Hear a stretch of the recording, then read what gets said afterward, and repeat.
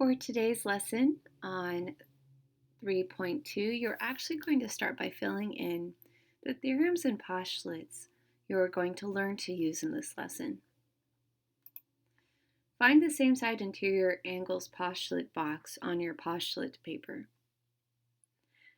The same side interior angles postulate says, if a transversal intersects two parallel lines, then the same side interior angles are going to be supplementary to each other.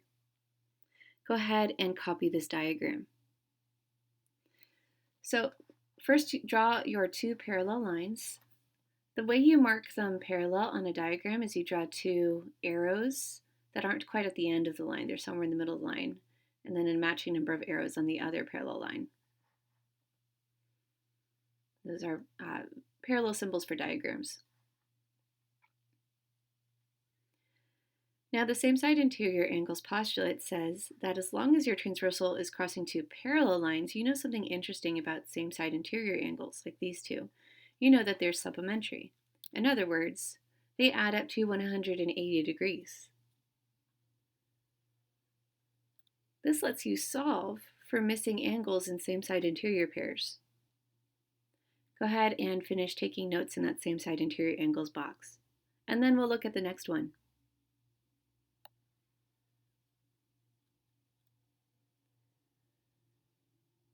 Next we have the alternate interior angles theorem. Remember, alternate means opposite, interior means inside your two parallel lines. So this is an alternate interior angle pair because they're on opposite sides of the transversal and inside or interior the two parallel lines. So draw your two parallel lines and mark them parallel with those symbols. Draw your transversal. If your transversal intersects two parallel lines, then alternate interior angles are congruent to each other. They have to be the exact same size. Visually, this makes sense. Visually, it looks like they're both acute angles of the same width. So what you're going to add to the diagram are congruency symbols to show they're equal angles. And you can use this to solve problems involving alternate interior angle pairs. If you're missing one of the two angles, you know they're equal.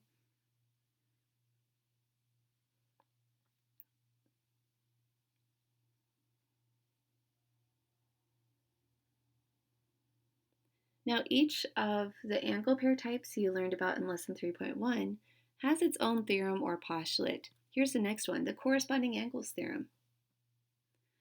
This one says, if your transversal crosses two parallel lines, then the corresponding angles are congruent. Copy that diagram.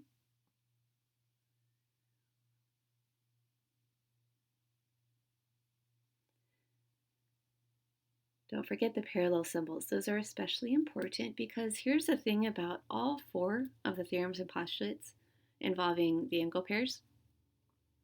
They only work if the two lines that your transversal intersects are parallel to each other.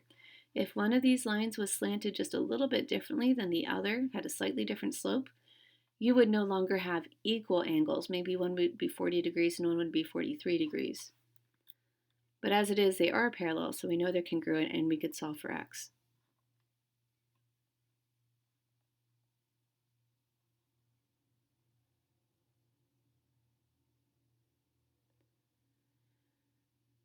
Last theorem coming up, alternate exterior angles theorem. Alternate sides of your transversal, exterior of your two lines.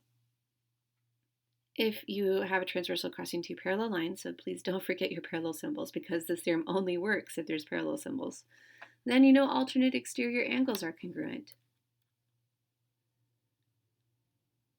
So you can mark them with congruency symbols on the diagram and use that to solve for the missing angle in the pair.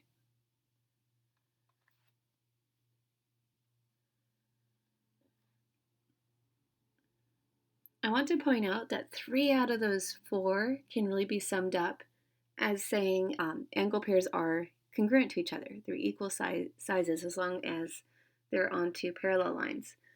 However, same side interior angles, they're not congruent to each other. They're supplementary instead. Now go to your 3.2 notes document. We're going to apply those theorems and postulates to solving problems. Here's the first one. Your job is to label the missing angle measurements. Well, first off, you know that vertical angles are always equal, so if this one's 125, you know that its vertical angle is 125 here, so you could write that in. From today's theorems and postulates, you also know that alternate interior angles are congruent to each other. So if this one's 125, the opposite side of the transversal, but still inside the parallel lines, that one will also be 125 degrees.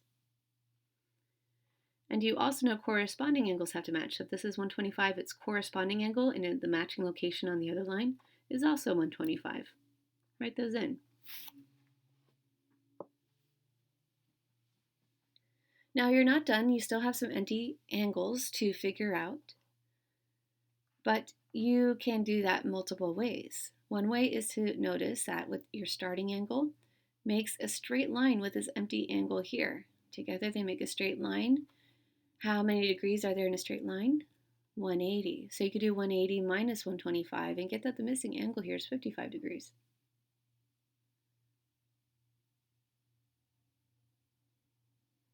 Now you know that vertical angles are equal. So if this one's 55, so is this one. And you know alternate interior angles are equal, so this one's 55, so is this one. And vertical angles are equal again, so that there's another 55. So essentially, everything in your diagram turns out to be a 125-degree angle or a 55-degree angle, with the vertical angles always matching each other.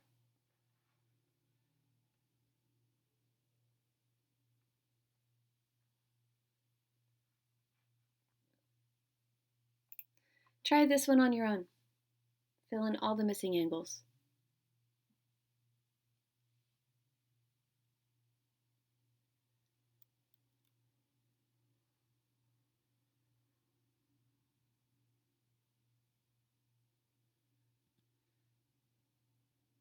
Here's all the 45-degree angles. You could pick any one of those and figure out the one it makes a straight line with next to it by subtracting from 180. And you have all your missing angles.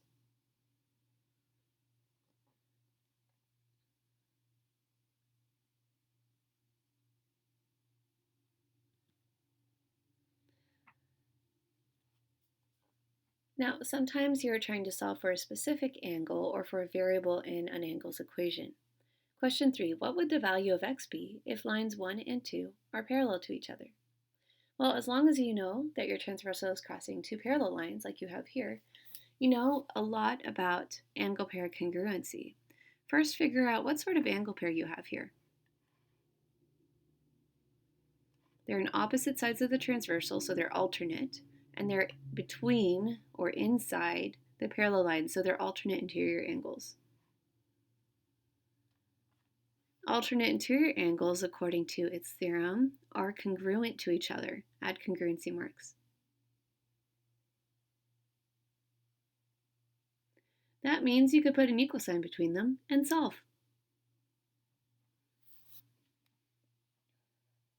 You can subtract 5 from both sides, and then you could divide both sides by 3.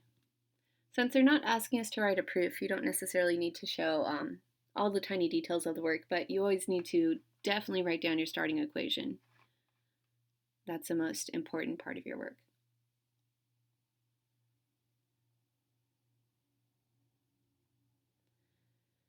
Question 4. What is the value of x if lines 1 and 2 are parallel? First, figure out what sort of angle pair you have here, so you know which theorem or postulate you are allowed to use.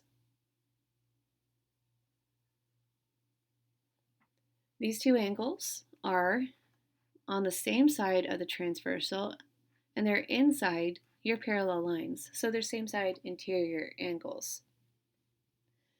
Oh, that's the only one where your angles are not congruent, not equal to each other, which makes sense because visually the 2x minus 11 is a super narrow, acute angle, and 155 is a super obtuse, wide angle. There's no way they're equal angles, so we're definitely not putting an equal sign between them.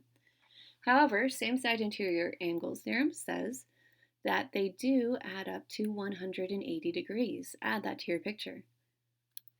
Visually, that makes sense. I want you to notice how if you picked up this V of this angle and you moved it over here, it would fill in the gap and make a perfect line with 155 degrees. So visually, it makes sense that they add up to 180. So add them up and say the total would be 180, and then solve. You can add your like terms, negative 11 plus 155. 155 minus 11 is 144. And then you could work to isolate x. You subtract 144 from both sides first, and then you divide both sides by 2.